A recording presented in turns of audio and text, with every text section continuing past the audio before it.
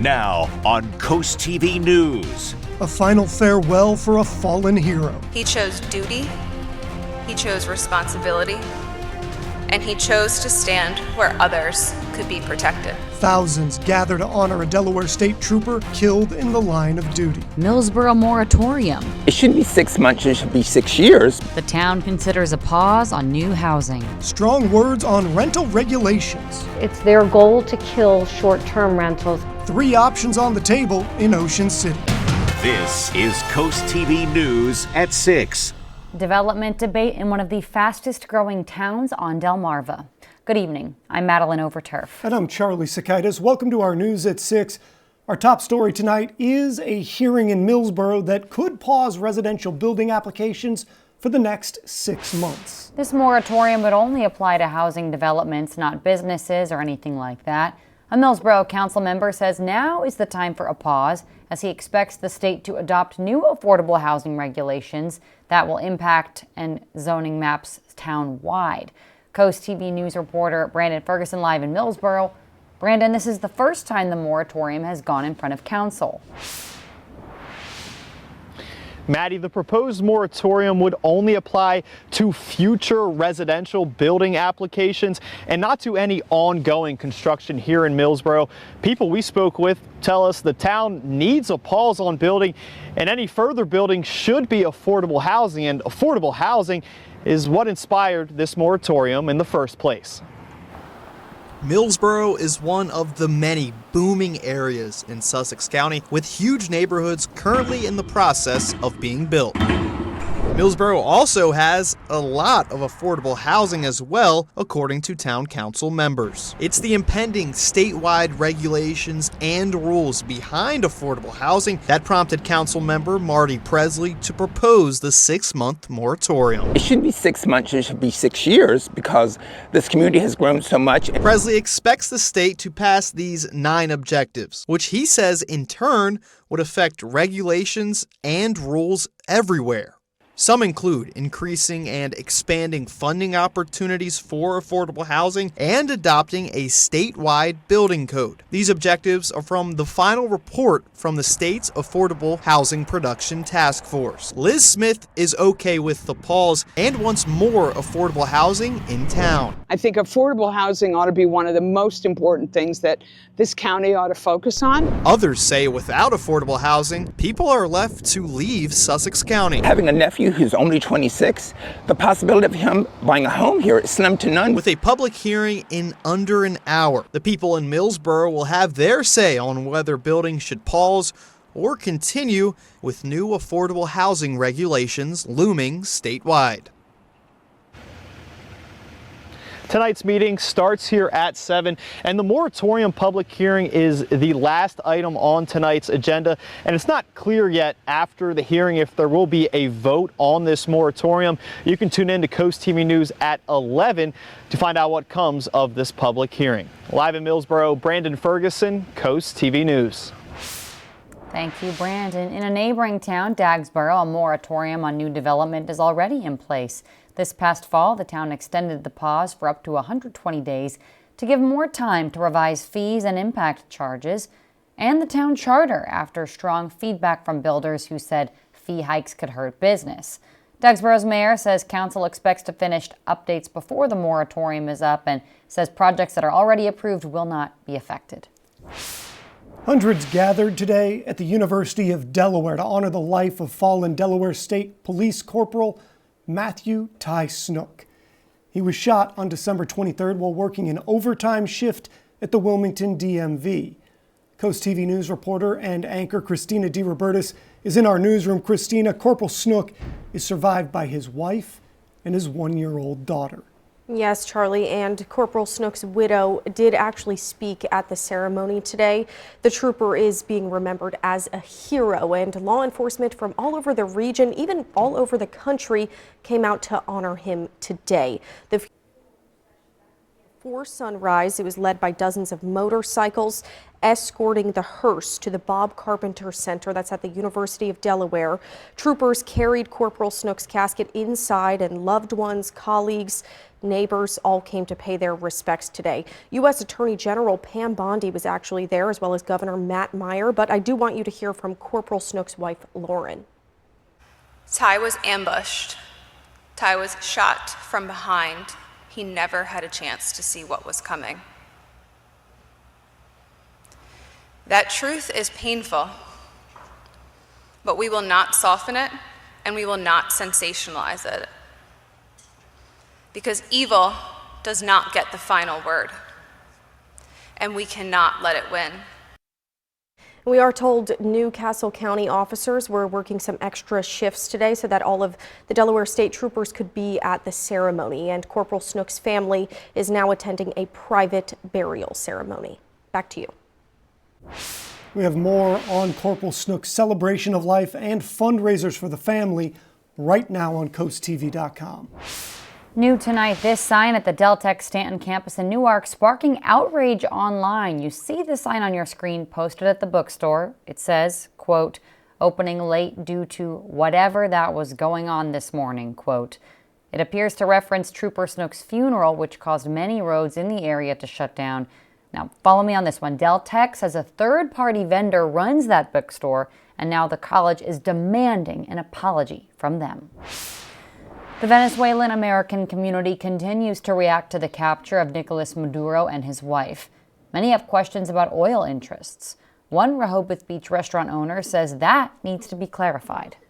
Since the situation in the country is being really bad, left by these people that are being running the country, I think it's beneficial for the United States and the president to say, look, we don't want your oil, but we're coming to help you at the same time because it's been working between politics.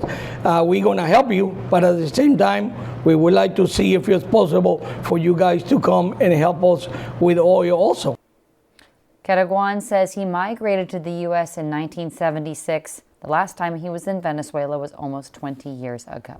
This brings us to our Coast TV poll. We want to know, how will actions in Venezuela affect the U.S. image abroad?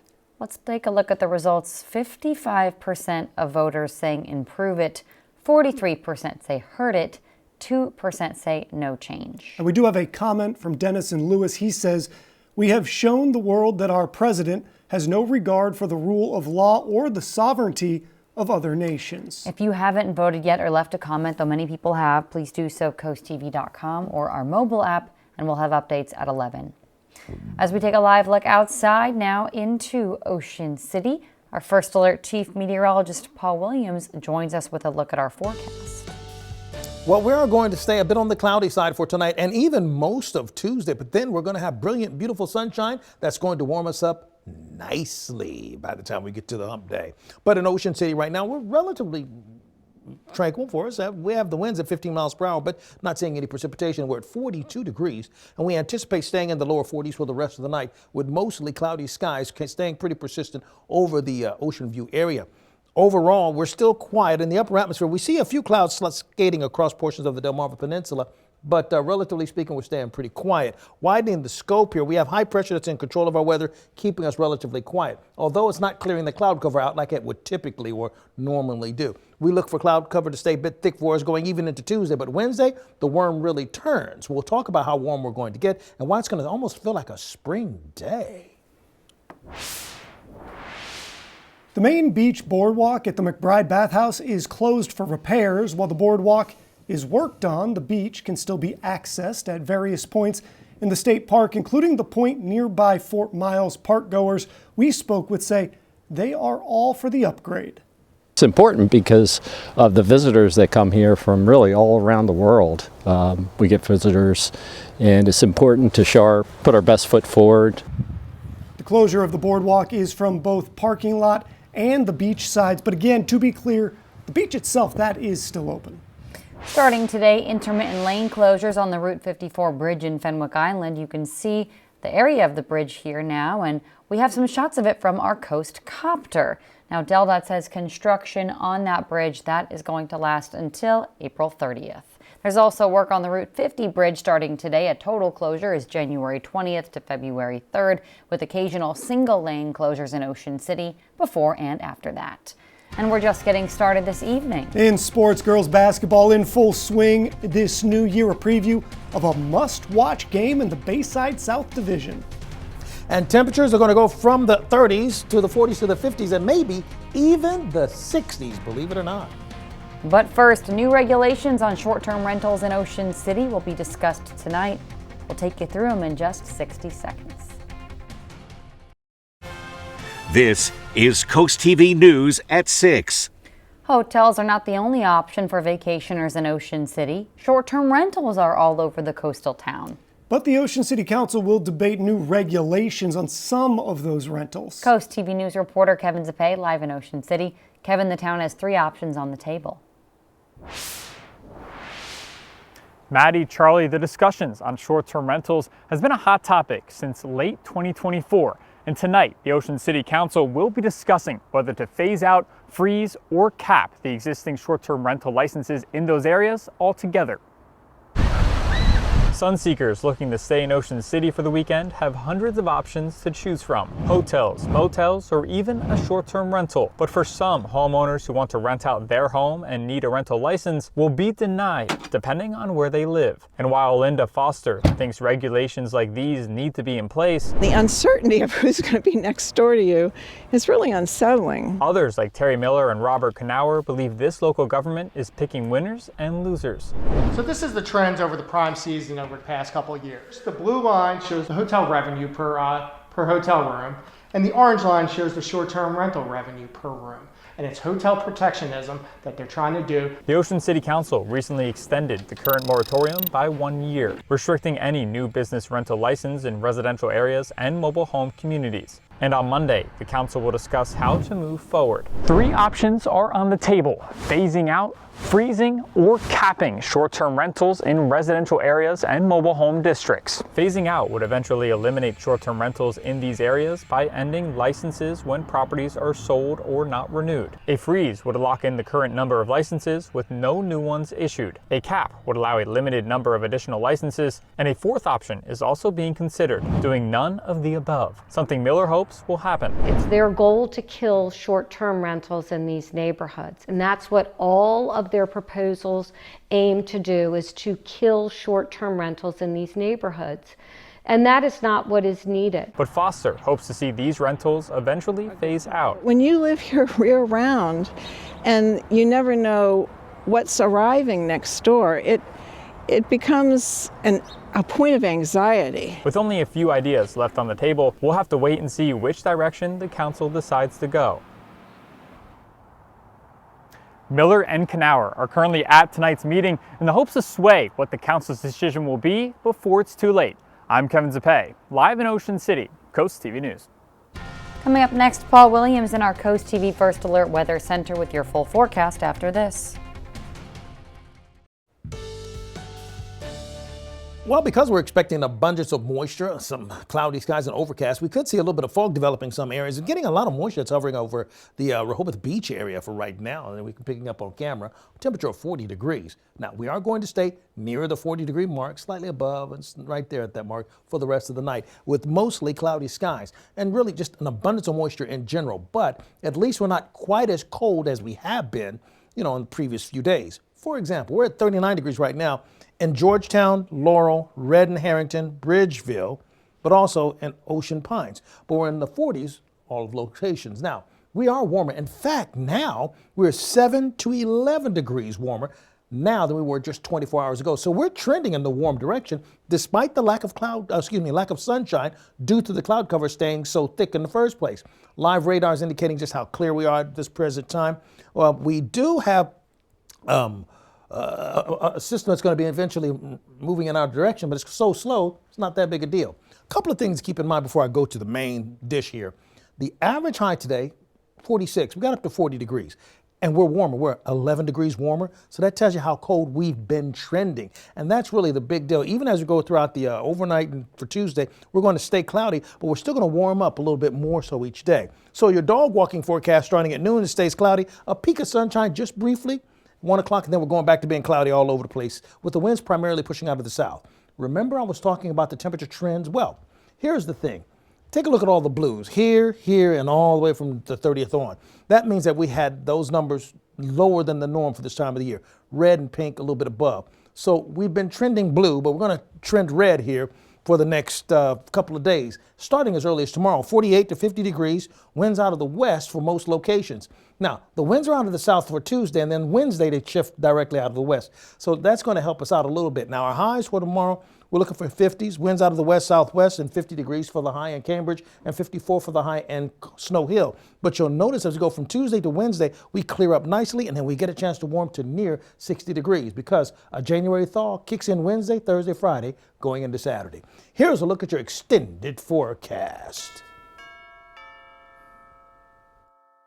Delmarva Sports Network from the Wawa Studios. What's going on, sports fans? We've got Philadelphia sports updates. And no, not on the gridiron as the Eagles gear up for the playoffs, but on the diamond. The Philadelphia Phillies welcome in Don Mattingly as the new bench coach on Rob Thompson's staff. Having previous stints as the Los Angeles Dodgers and Miami Marlins manager, he also was the bench coach for the Toronto Blue Jays, who took the Dodgers to a 7-game series in the World Series. He will be Rob Thompson's right-hand man as the Phillies gear up for a new season. Now on the local airwaves, we've got a Bayside South battle in girls basketball. The Tribe are undefeated coming into tonight and got a sweep in the Governor's Challenge tournament against Polytech in Dover. As for Stephen Decatur, their lone loss comes from Cape Henlopen 50-33. The Seahawks also had 2 wins in the biggest holiday tournament in the country. This game just getting underway, so make sure you tune into DSN and you can catch the highlights on the final score tonight at 10:30 p.m. And of course, if you are on the go, make sure you subscribe to DSN Plus today